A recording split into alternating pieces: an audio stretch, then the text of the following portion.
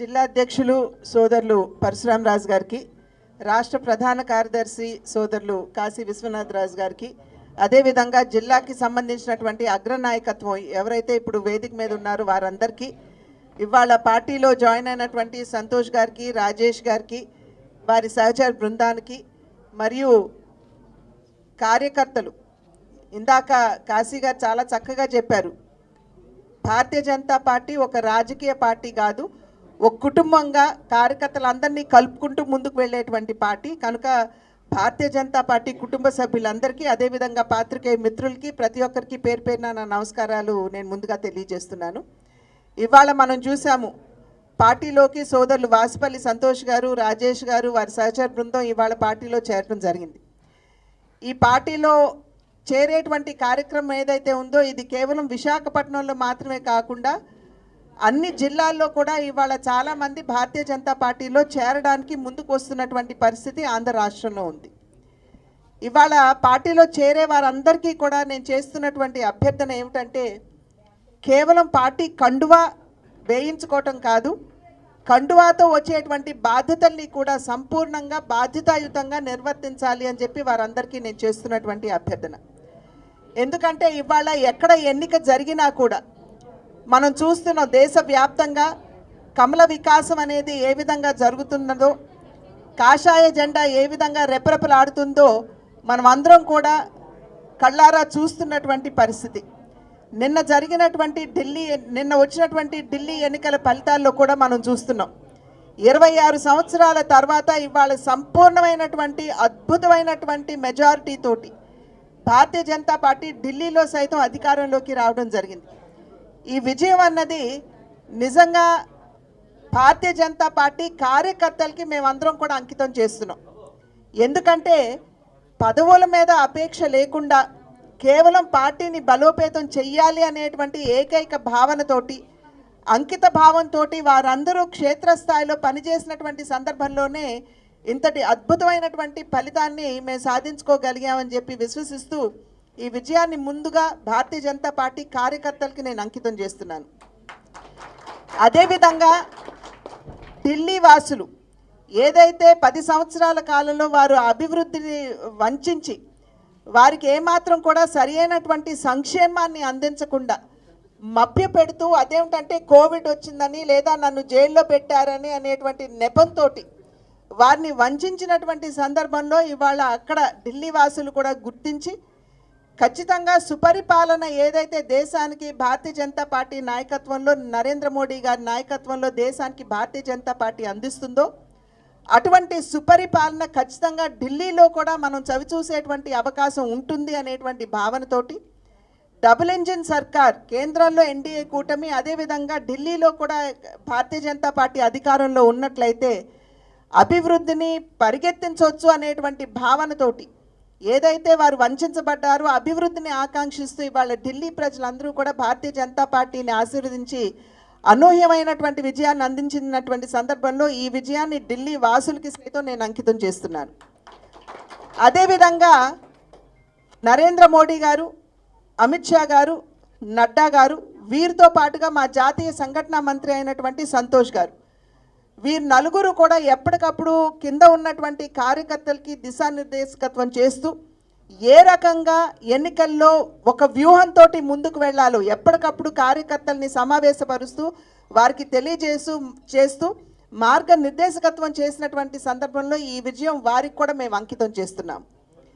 కనుక ఈ అద్భుతమైనటువంటి విజయం ఏదైతే ఉన్నదో ఇవాళ ప్రజలు భారతీయ జనతా పార్టీ అధికారంలో ఉంటే ఎటువంటి సుపరిపాలన మనం అందుకోవచ్చో తెలిసినటువంటి సందర్భంలోనే వారందరూ కూడా భారతీయ జనతా పార్టీని దేశవ్యాప్తంగా ఎక్కడ ఎన్నికైనా కూడా ఆశీర్వదించడానికి ప్రజలందరూ కూడా సన్నద్ధంగా ఉన్నారు అనేటువంటి విషయం మనం ఇక్కడ ఖచ్చితంగా గమనించాలి.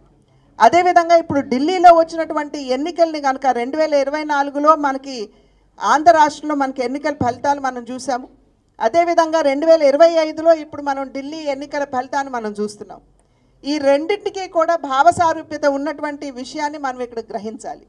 ఎందుకంటే ఆంధ్ర రాష్ట్రంలో 5 సంవత్సరాల కాలం కేవలం విద్వేషానికి, విధ్వంసానికి పెద్దపీట వేస్తూ రాష్ట్రాన్ని అప్పుల ఊబిలోకి నెట్టివేస్తూ అభివృద్ధి అన్న పదానికి తావు లేకుండా నిజమైనటువంటి లబ్ధిదారులు ఏవైతే కేంద్రం వారి యొక్క సంక్షేమాన్ని ఆకాంక్షిస్తూ వారు అనేక పథకాలను ప్రవేశపెట్టినా నిజమైనటువంటి లబ్ధిదారులకి ఆ లబ్ధి చేకూర్చకుండా కేవలం తమ జేబులు నింపుకోవడం మీదే దృష్టి పెడుతూ ఏ విధంగా రాష్ట్రాన్ని నెగ్లెక్ట్ చేసిందో వైఎస్ఆర్సీపీ ప్రభుత్వం మనందరికీ తెలియనటువంటి విషయం కాదు.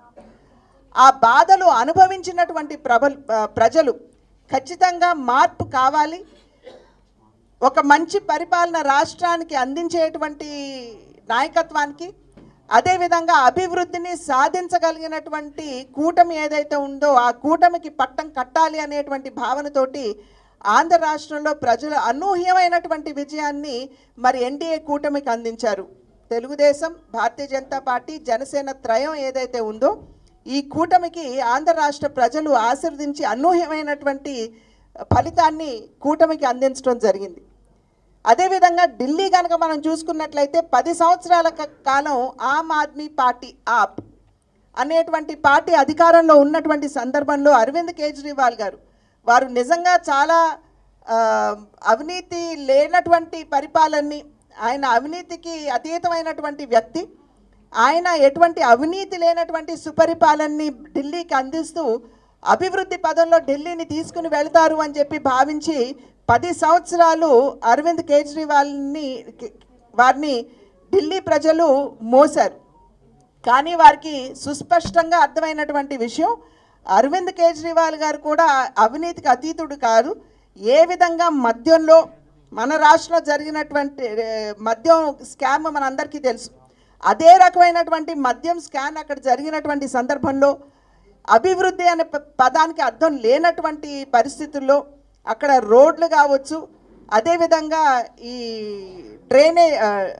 గార్బేజ్ ఏదైతే ఉంటుందో చెత్త ఆ విధానం కావచ్చు, చివరికి నది యమునాని కూడా సవ్యంగా వారు బాగు చేయకుండా ఏ విధంగా పాడు చేశారో ప్రజలందరూ కూడా గమనించినటువంటి సందర్భంలో ఖచ్చితంగా ఈ ప్రభుత్వాన్ని, ఈ పార్టీని గద్దె దించాలి అనేటువంటి లక్ష్యంతో ప్రజలు అందరూ బయటకు వచ్చి ఓటు వేసినటువంటి సందర్భంలో ఆపుకు కూడా ఇవాళ ప్రజలు ఒక గుణపాఠం నేర్పించారు అనేటువంటి విషయం మనం ఇక్కడ గమనించాలి.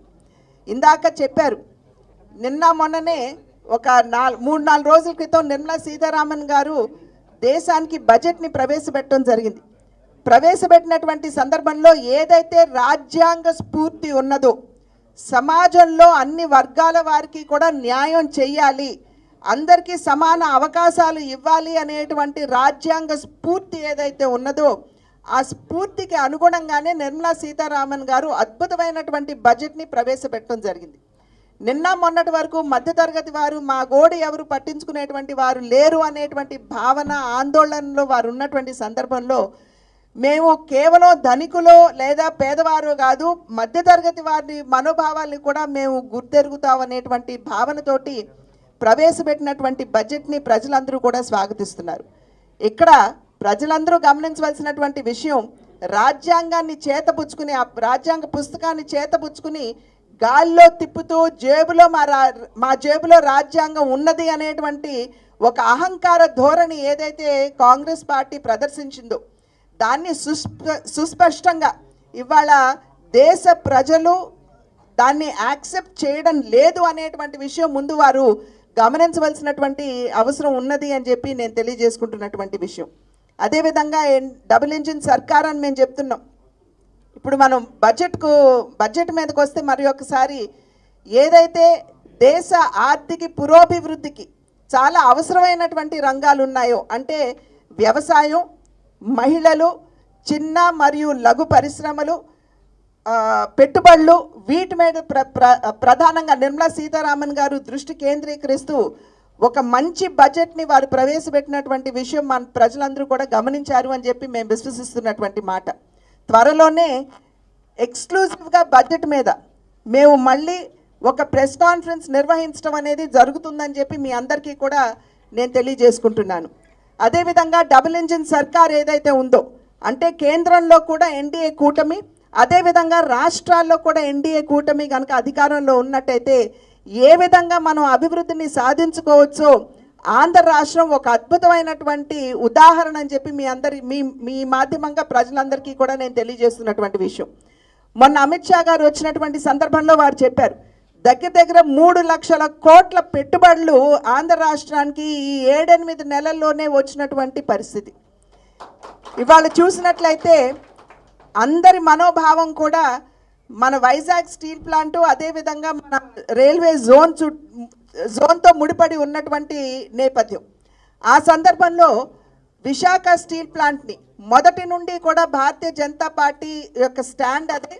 ఇప్పుడు కూడా అదే మాటని నొక్కి వక్కాణిస్తూ ఖచ్చితంగా వైజాగ్ స్టీల్ ప్లాంట్ని లాభాల్లోకి తీసుకురావాలి అనేటువంటి మాట ఏదైతే భారతీయ జనతా పార్టీ మొదటి నుండి చెప్తూ ఉన్నదో దానికి కట్టుబడే ఇవాళ మళ్ళీ కుమారస్వామి గారు 11,440 కోట్ల రూపాయలు విశాఖ స్టీల్ ప్లాంట్కి వారు కేటాయించడం జరిగింది. అక్కడ ఇంకొన్ని చిన్న ఇబ్బందులున్నా వాటన్నిటి ఎప్పటికప్పుడు మంత్రి గారి దృష్టికి తీసుకుని వెళ్తూ వాటన్నిటినీ సవరించుకుంటూ ఖచ్చితంగా విశాఖ స్టీల్ ప్లాంట్ని లాభాల్లోకి తీసుకొచ్చేటువంటి బాధ్యత కేంద్ర ప్రభుత్వం తీసుకున్నది అని చెప్పి మీ అందరికీ కూడా నేను తెలియజేస్తున్నాను. అదేవిధంగా పోలవరం గత 5 సంవత్సరాల కాలంగా మనం చూసాం, కనీసం ఒక చిటికడు మట్టి కూడా పోలవరం మీద వేయినటువంటి సందర్భంలో ఎక్కడ పనులు అక్కడే ఆగిపోయినటువంటి విషయం మనందరికీ తెలుసు. పోలవరం అన్నది ఆంధ్ర రాష్ట్రానికి, తెలుగు ప్రజలకు కూడా జీవధార కనుక అటువంటి పోలవరాన్ని పరుగులు పెట్టించే దిశగా ఇవాళ కేంద్ర ప్రభుత్వం 12,500 కోట్ల రూపాయలు పోలవరానికి కేటాయించినటువంటి విషయం మనందరికీ తెలుసు. పనులు ఆగిపోయాయి అని చెప్పి మనం అందరం ఆందోళన చెందుతున్నటువంటి సందర్భంలో డయాఫ్రమ్ వాల్ దెబ్బతిని ఇవాళ దాని మీద కనుక మనం డ్యామ్ కట్టినట్లయితే నిలబడే అవకాశాలు లేవు అనేటువంటి ఆందోళన మన అందరి మనసులో ఉన్నటువంటి సందర్భంలో ఇవాళ కొత్త డయాఫ్రమ్ వాల్ పనులు కూడా ఇవాళ అక్కడ ప్రారంభమయ్యాయి అనేటువంటి విషయం మనం ఇక్కడ గమనించాలి. దానికి సంబంధించి 9,950 కోట్ల రూపాయలు కేంద్ర ప్రభుత్వం ఇచ్చినటువంటి విషయాన్ని కూడా ఇక్కడ గమనించాలి అని చెప్పి మీ మాధ్యమంగా ప్రజలందరికీ నేను చేస్తున్నటువంటి విజ్ఞప్తి. అదేవిధంగా నిన్న మొన్నటి వరకు 3 ముక్కల ఆట అన్నట్టుగా 3 రాజధానులు అని చెప్పి వైఎస్ఆర్సీపీ ప్రభుత్వం తెర మీదకి తీసుకుని వచ్చింది. కానీ అమరావతికి సంబంధించి అసలు అక్కడ ఎటువంటి పని చేయకుండా రాజధానిని నిర్వీర్యం చేస్తున్నటువంటి సందర్భంలో కేంద్ర ప్రభుత్వం మొదటి నుండి చెప్తూ ఉన్నది, మేము అమరావతి రాజధాని అన్న విషయానికి మేము కట్టుబడి ఉన్నాము అని 2014వ సంవత్సరం నుండి కూడా భారతీయ జనతా పార్టీ చెప్తూ వస్తున్నటువంటి విషయం. దాన్ని ఇవాళ నిజం చేస్తూ కేంద్ర ప్రభుత్వం 15,000 కోట్ల రూపాయలు మరి ఏషియన్ డెవలప్మెంట్ బ్యాంక్ మాధ్యమంగా ఇప్పించగా, అదేవిధంగా హడ్కో మాధ్యమంగా కూడా 11,000 కోట్ల రూపాయలు ఇచ్చినటువంటి విషయాన్ని రాష్ట్ర ప్రజలు గమనించే ఉంటారు అని చెప్పి మేము విశ్వసిస్తున్నటువంటి మాట. మరి అదేవిధంగా మన రైల్వే జోన్ ఏదైతే ఉందో, మరి నిన్న కూడా మనం చూసాం, వాల్టేర్ అనేటువంటి ఒక పేరు మన జోన్కి ఉండేది, ఇంతకు ముందు మన డివిజన్కి ఉండేది. ఇది ఎప్పుడో బ్రిటిష్ కాలం నుండి వస్తున్నటువంటి పేరు. దాన్ని మారుస్తూ ఇవాళ ఇక్కడ మన ఉనికిని, మన ఆత్మగౌరవాన్ని నిలబెట్టే విధంగా వాల్టేర్ అన్న పేరుని తీసేసి ఇవాళ విశాఖపట్నం జోన్గా మనకి ఇక్కడ డిక్లేర్ చేసినటువంటి నేపథ్యం.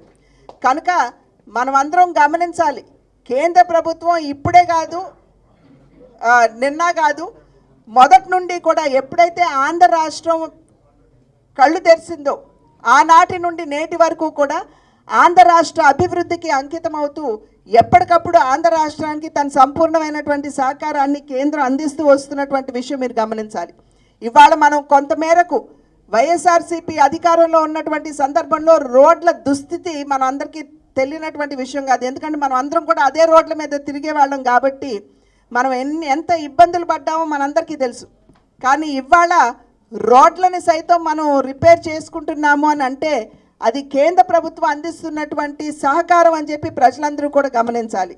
దగ్గర 4,800 కోట్ల రూపాయలు పంచాయతీ రాజ్ మాధ్యమంగా మనకు వచ్చినటువంటి సందర్భంలో గ్రామీణ ప్రాంతాల్లో ఉన్నటువంటి రోడ్లని మనం సరి చేసుకుంటున్నాం. అదేవిధంగా ట్యాక్స్ డెవల్యూషన్ 42% ఏదైతే కేంద్ర ప్రభుత్వం ట్యాక్సులు కలెక్ట్ చేస్తారో ఆ 42% రాష్ట్రాలకు ఇస్తున్నటువంటి సందర్భంలో ఇవాళ అర్బన్ ఏరియాస్లో కూడా మనం రోడ్లు వేసుకునేటువంటి పరిస్థితి, త్రాగునీరు వసతి లేనటువంటి ఇళ్లకి ఇవాళ ప్రతి ఇంటికి కూడా కుళాయి మాధ్యమంగా నీరు అందించేటువంటి పని కూడా రాష్ట్ర ప్రభుత్వం చేపడుతున్నది అంటే అది కేంద్రం అందించేటువంటి సహకారం అని చెప్పి, విష్ణు గారండి, ఇది కేంద్రం అందించేటువంటి సహకారం అని చెప్పి మీ ప్రజలందరూ కూడా గమనించాలి అని చెప్పి అభ్యర్థిస్తూ, ఇందాక మరి సో నేను చెప్పినట్లుగా కొత్తగా పార్టీలో చేరినటువంటి వారు మాతో కలిసి అడుగు ముందుకు వేస్తూ పార్టీ రాష్ట్రానికి అందిస్తున్నటువంటి సేవ, అదేవిధంగా దేశానికి సైతం అందిస్తున్నటువంటి సేవ పట్ల అవగాహన పెంచుకుంటూ పార్టీ బలోపేతం చేయడానికి వారు వంతు కృషి ఖచ్చితంగా చేస్తారు అని విశ్వసిస్తూ మరి ఒక్కసారి సంతోష్ గారిని వారి సహచర బృందాన్ని పార్టీలోకి ఆహ్వానిస్తూ వారికి అభినందనలు తెలియజేస్తూ సెలవు తీసుకుంటున్నాను. నమస్కారం, జై హింద్. మేడం గారికి ధన్యవాదాలు తెలుసుకుంటూ మేడం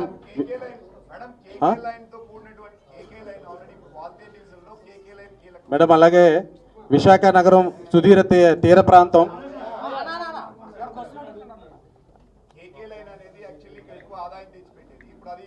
రాయగఢ్లో మిక్స్ చేశారు. At the same time Araku కూడా ఇప్పుడు ఏదైతే పర్యాటక ప్రాంతం ఆంధ్రప్రదేశ్ అనేది ఇప్పుడు దాదాపు ఒరిస్సా రాయగఢ్ జోన్లోకి వెళ్ళిపోతుంది.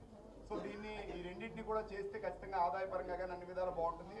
ఆదాయం వచ్చేది వాళ్ళకి ఇచ్చారు, జోన్ మాత్రమే మనకి ఇచ్చారనేది ప్రధానంగా ఈ అంశాన్ని ఆల్రెడీ నేను ఇక్కడ ఉన్నటువంటి స్థానిక నాయకులు నాకు పరశురామ్ రాజు గారు, జీసీ నాయుడు గారు వారందరితో కూడా నేను చర్చించడం జరిగిందండి. అది అశ్విని వైష్ణవ్ గారి దృష్టి కూడా తీసుకుని వెళ్ళాము, వారు కూడా వారి దృష్టికి తీసుకుని వెళ్ళారు.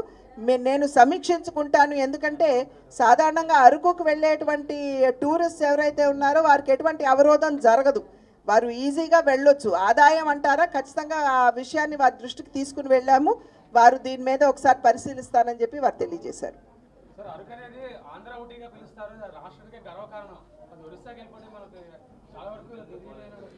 అంటే మీరు ఆ అరకును తీసేసి వాళ్ళకి ఇచ్చేయటం లేదు కదండి, సీమ్లెస్ ఇది ఉంటుంది కదా మనకి.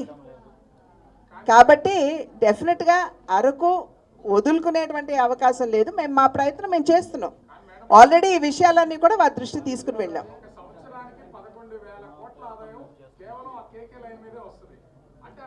ఆ విషయాలన్నీ కూడా మేము అశ్విని వైష్ణవ్ గారి దృష్టికి ఒక లేఖ మాధ్యమంగా, నేను ఇందాక చెప్పాను కదండి, జిల్లా అధ్యక్షులు జీసీ నాయుడు గారు లాంటి పెద్దలు వారందరితోటి చర్చించిన పిమ్మట ఆ లేఖ మేము అశ్విని వైష్ణవ్ గారికి ఇవ్వటం జరిగింది. వారు పరిశీలిస్తానని చెప్పారు.